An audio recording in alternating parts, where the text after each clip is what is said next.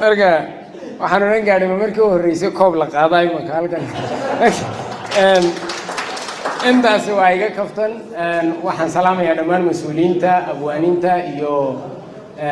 halgamayaasha guusha dhanka kubadda ee gobolka Nogob runtii cidii barnaamijka soo abaabushay ee marwada ugu horeysana aad iyo aad baan u salaamayaa sidaad qadariseen Allah idin qadariyo dhamaantiin waa idin salaamayaa cizi iyo karaamaan idin hayaa waxa la yiraahdaa guul darrada cidi ma leh laakiin guusha waa la wada leeyahay waa idin la leeyahay anigu guusha anigu beed baan ahay guusha waan idin la leeyahay marka mid way iga dardaaran oo dhalinyarada si gaar ah ayaan doonayay inaan ula hadlo waxay yiraahdaan gaaladu don't sleep after your first victory guushaada koowaad ka bacdi ha seexan waayo guul labaad baa lagaaga fadhiyaa haddii kale intii ka xumayd baa odhan doonta tii horeba nasiib bay waan isfahanaan filaya marka horta dadaal badan iyo hawl badan iyo dhabar xidh badan in la idinka sugayo waa inaynu tirada ku darsataan ayaa horta way ka tartaan waana xaqiiqa ta kale tartanka dambe ee 2025 ka dhici doona insha Allah ta'ala qoladii koobka qaaday baanu la leenahay marka la maqlo cid waliba dhexday soo xiran waayo inay ka badisay guul qoladii markii horeba qaaday sawnagii anagu ka badinayda sharaf ah koobkaba ka sakow in adii laga badiyo guul darra iyo guul weyn oo iyada lafteedu koob aan ka dhicin marka intaaba inaad maanka ku haysaano horta guulo badan in la idinka fadhiyo inaad maaragtay maanka ku haysaan way ka dardaaran waxa kale oo jirta dhalintu shaqada gabadha runtii si wanaagsan uga hadashay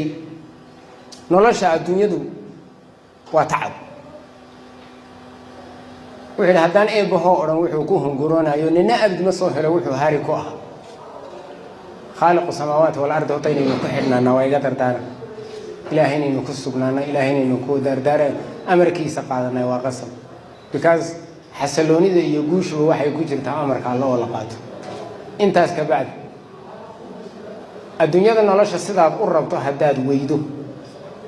وعد كو قصبان تايد تانات سعلين اناد كو نولاتو انتا تاربتا قاريس يقول نينك هدان عارموز لها دعا iyo qori cid weyn waayay adka waxaad ku googoosataa wax waad midida yar inaad ku samirtaa noloshu iyo duruuftu iyo diiftu halkay ku dhigto inaad ku samirtaay waa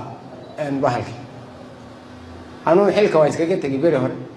tirdhow markaan iskaga tagay digaag baan dhaqan jiray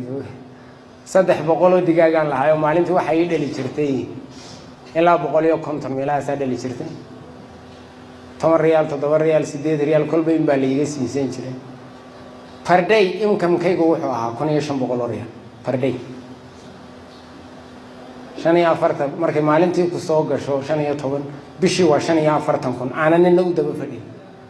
أنا تاكا شقايستا أيا هل كان ديجان كلا يجي يسبدل كي كبعد مركي يسبدل كان لدعه شنشل deegaan inta joogay kan ladeen marka waxa weeye wixii godololada tirinta qaadmana ku faysan cid kale dhaliisheed amba godoleleedeedo la tiriyay ma aha guul ma aha guul marka waxaan ka wada noloshu waa halgan wixii lama helo wadaado waxaan cid ku hawsho amba kubad ha ahaato amba shaqo ha ahaato amba whatever it is waxaad cizi iyo karaamo leedahay ibn aadan gacantii intaanad u baahnay ibn aadan gacantii intaanad u baahnayn ayaad cizi iyo sharaf leedahay runtii gobolka Nogob dad cizi leh karaamo leh sharaf leh karti leh 27 sano cid aan dareenkooda rabinin madaxa kaga taagan tahay way ahaayeen dadka nasabka waan dareensanahay deegaamada ugu dibka dhacsan gobolada ay hay'aduhu inta badan ayna ka hawlgelin waayo jid male oo biyo male oo leyd sriiga ku yar waa oga afdheer waa kadali doonna waa kadali waa oga waxaan ballan qaadayaa inta aan joogno gobolka Nogob siduu garoomo ku heli lahaa sidii dhalinyartiisa loo horumarin lahaa adigoon cidna dulmaynin inay cid waliba gobol waliba degmo waliba waxay xaq u lahayd hesho waa mas'uuliyad ilaahayna saaray ummadana xilka loo jeedo marka waxaan idin kula dardaarmayaa walaalayaalow midnimada ummadda wixii hal qura markay tahay bay ummadi horumar gaadha ee mar hadduu hiyigu qaybsan yahay waa hungo u joog guul sidaad ku dhalisaa way adag tahay it's very difficult unity is a power waa awood midnimadu waa awood waxaan la yidhaahdaa inta badan waan soo qaataayo milixisma afar nin oo ilmaadeeri tuuladay joogto tuulooyinka kale way ka cawlanta xadaaradda waxaa keenaysa kala duwanaanshaha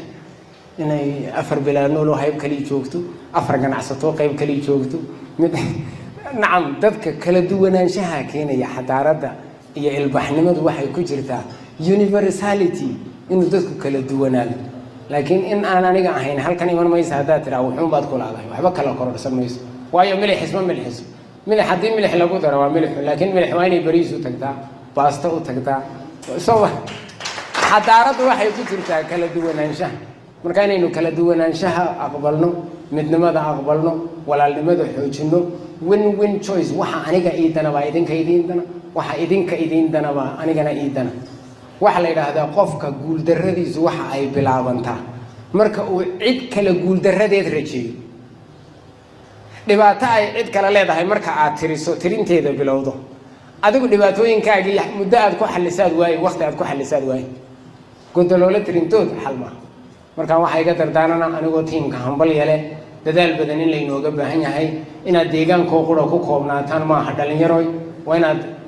muqdisho ka ciyaartaan hargeysa ka ciyaartaan Djibouti ka ciyaartaan ilaahay baa Soomaalinimada iyo dhulka inoo balaadhiyay meel aad saabo ka ciyaartaan Real Madrid 15 ka 16aad cidii la qaadi lahayd inay halkan ka soo baxdaan rabnaa koobka 16aad inay halkan ka soo baxdaan rabnaa weliga han weyno waxa la yiraahdaa fruudka khudaarta waxa ugu saameyn badan baa la yiraahdaa tufaax waxa la yiraahdaa nabi aadan markii jannada laga soo saaray midhihii ha cunina leeyay tufaax uu ahaayo saameynta uu weyn tufaaxu yeeshay bay dhahdaan waa kii jannada ibn aadanka ka soo saaray tufaaxi labaad ee saameynta weyn yeeshayna wuxuu ahaa leeyay gravitational force dhulku inuu leeyahay waxa la yiraahdaa isjiidadka inuu markaad boodo dhulku ku soo jiitaa Soomaa inuu gravitational force leeyahay ninkii isweydiiyay ugu horeeyay wuxuu ahaa tufaax baa samada kaga soo dhacay sida tufaaxan igu soo dhacay horta muxuu sare ugu kici waay marka dhulku inuu gravitational force leeyahay buu ogaaday markii ugu horeysay shaygii lagu ogaaday dhulku inuu gravitational force leeyahayna wuxuu ahaa tufaaxii saddexaad waxaan uga fadhinaa Nogob ee adduunyada saameynta ku yeelan lahaa Nogob baan uga fadhinaa kolada hobteeni waxay ka dawatayna la keeno aad iyo aad baan idin salaamayaa aad iyo aad